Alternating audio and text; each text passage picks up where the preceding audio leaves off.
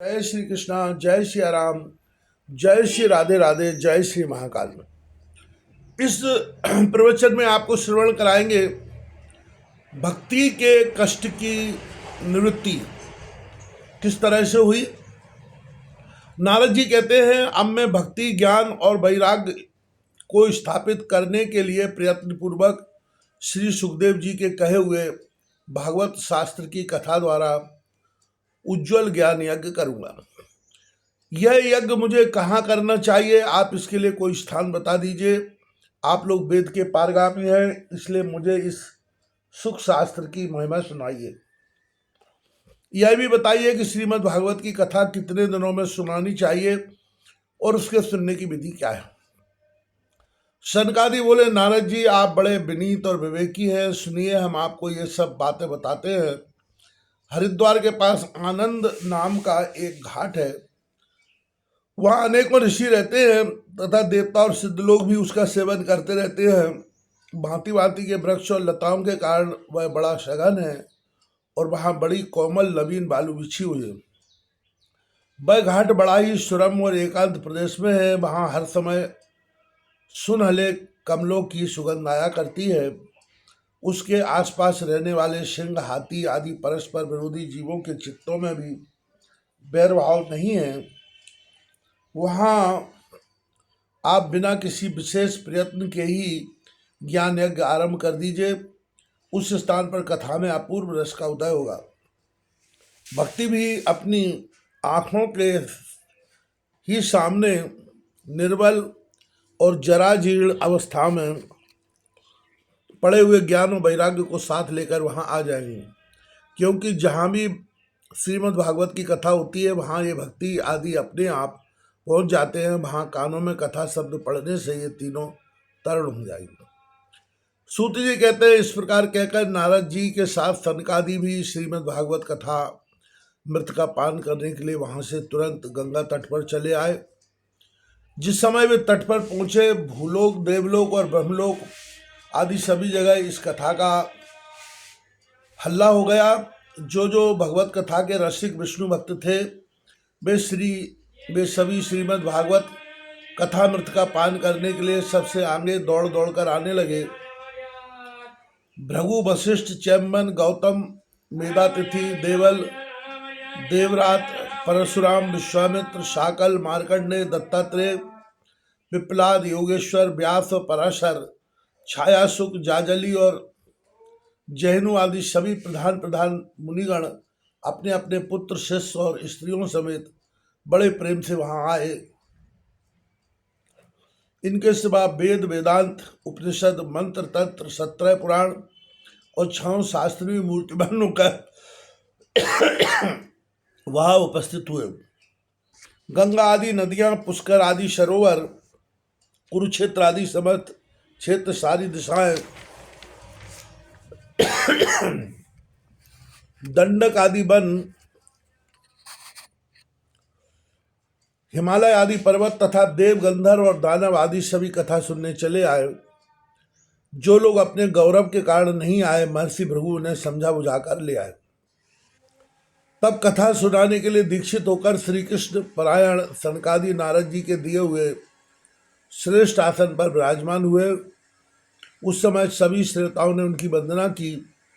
श्रोताओं में वैष्णव, विरक्त, सन्यासी और ब्रह्मचारी लोग आगे बैठे और उन सबके आगे नारद जी विराजमान हुए।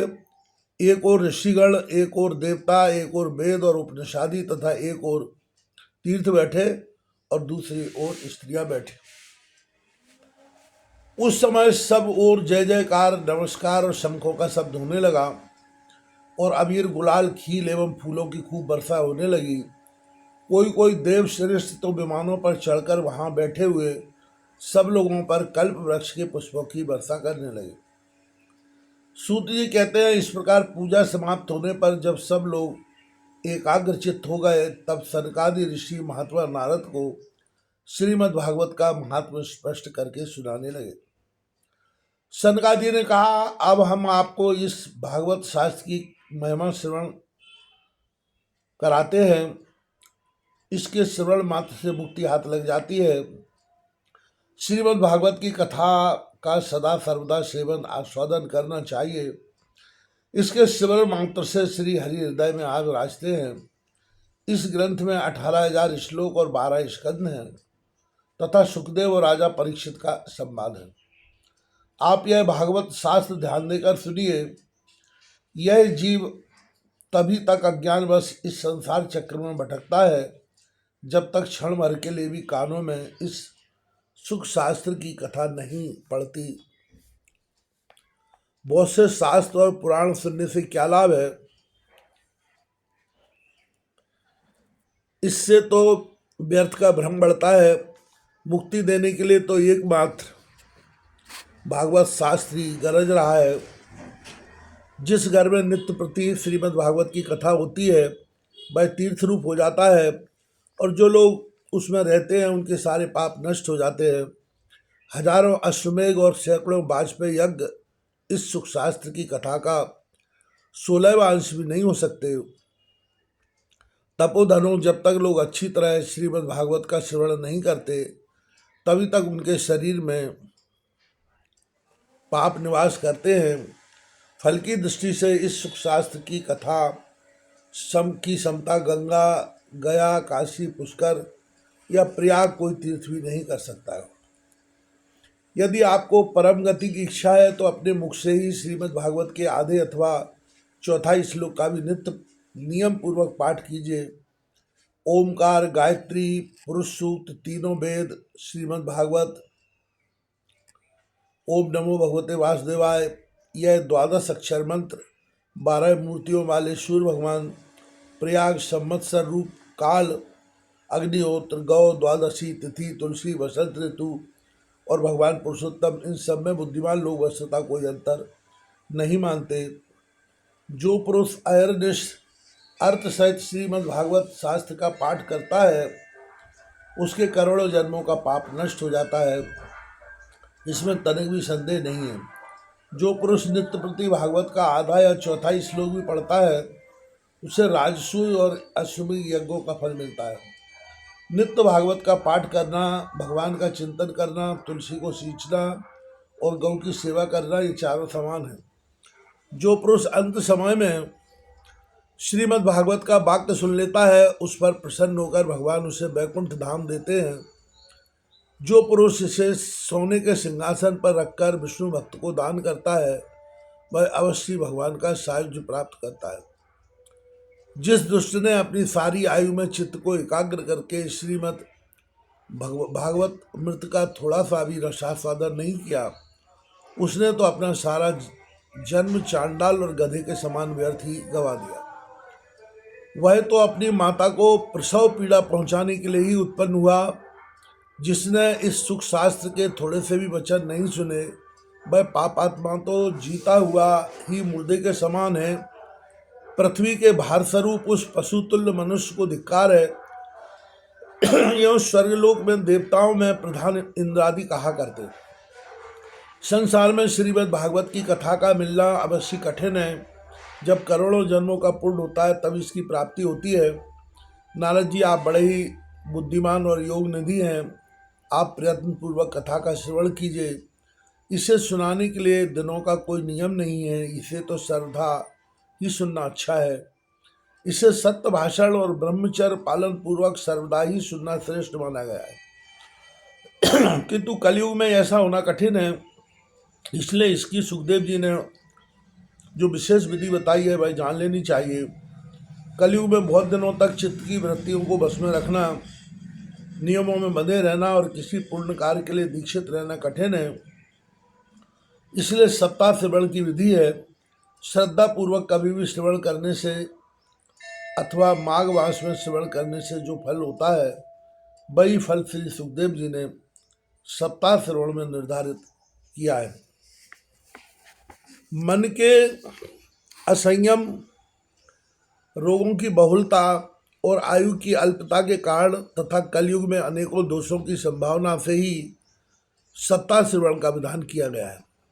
जो फल तप, योग और समाधि से प्राप्त नहीं हो सकता वह सर्वांग रूप में सप्ताह श्रवण से सहज में ही मिल जाता है। सप्ताह श्रवण यज्ञ से बढ़कर है, व्रत से बढ़कर है, तप से कहीं बढ़कर है, तीर्थ सेवन से तो सदा ही बड़ा है, योग से बढ़कर है, यहाँ तक कि ध्यान और ज्ञान से भी बढ़कर है। अजी इसकी विशेषता का कहाँ तक वर्णन करें, यह तो सभी से भी बढ़ चढ़ कर है। शौनक जी ने पूछा, सूत जी यह तो आपने बड़े आश्चर्य की बात कही।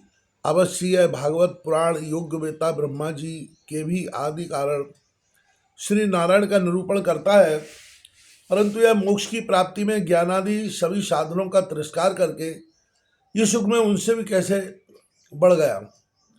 सूत जी ने कहा, शौनक जी जब भगवान श्री कृष्ण इस धराधाम को छोड़कर अपने नित्य धाम को जाने लगे,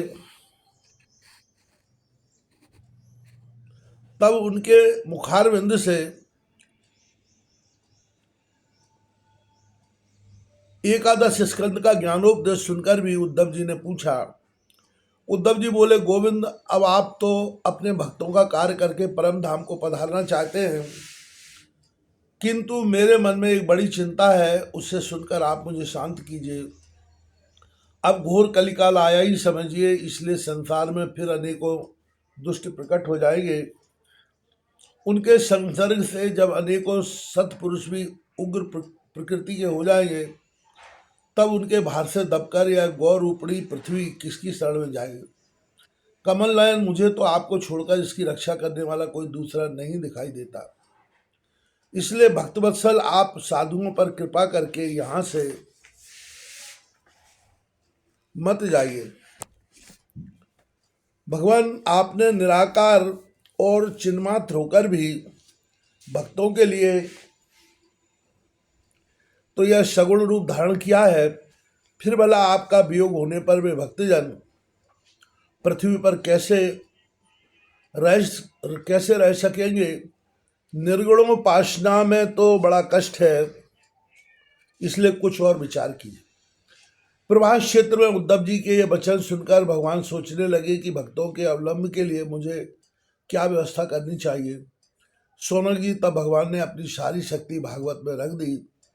वे अंतर्ध्यान होकर इस भागवत समुद्र में प्रवेश कर गए, इसलिए यह भगवान की साक्षात शब्दमयी मूर्ति है।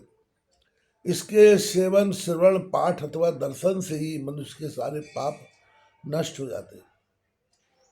इसी से इसका सप्ताह परायण सबसे बढ़कर माना गया है, और कलयुग में तो अन्य सब साधनों को छोड़कर यही प्रधान धर्म बताया गया है।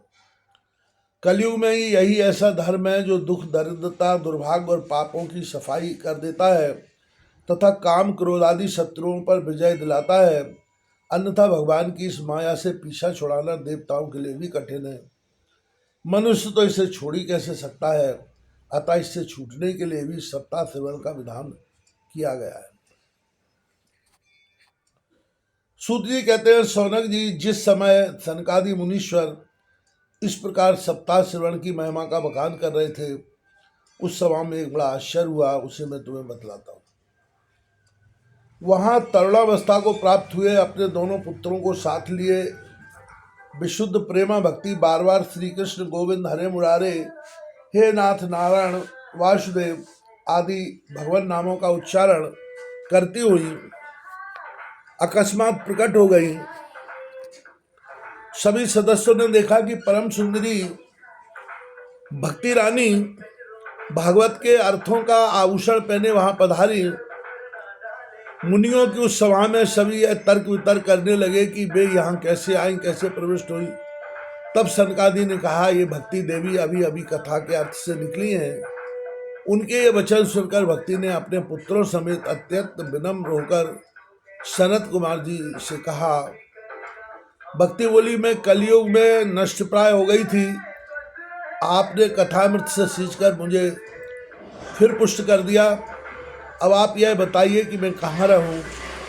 यह सुनकर सनकादि ने उनसे कहा, तुम भक्तों को भगवान का स्वरूप प्रदान करने वाली, अनन्य प्रेम का संपादन करने वाली और संसार रोग को निर्मूल करने वाली हो, अतः तुम धैर्य धारण करके नित्य निरंतर विष्णु भक्तों के हृदय में ही निवास करो। ये कलयुग के दोष भले ही सारे संसार पर अपना प्रभाव डाले, किंतु वहां तुम पर इनकी दृष्टि भी नहीं पड़ सकेगी। इस प्रकार उनकी आज्ञा पाते ही भक्ति तुरंत भगवत भक्तों के हृदय में जा विराजी। जिनके हृदय में एकमात्र श्री हरि की भक्ति निवास करती है, वे त्रिलोकी में अत्यंत निर्धन होने पर भी परम धन्य है, क्योंकि इस भक्ति की डोरी से बंधकर तो साक्षात भगवान भी अपना परम धाम छोड़कर उनके हृदय में आकर बस जाते हैं। भूलोक में यह भागवत साक्षात पर ब्रह्म का विग्रह है। हम इसकी महिमा कहाँ तक वर्णन करें, इसका आश्रय लेकर इसे सुनाने से तो सुनने और सुनाने वाले दोनों को ही भगवान श्री कृष्ण की क्षमता प्राप्त हो जाती है। अतः इसे छोड़कर अन्य धर्मों से क्या प्रयोजन है।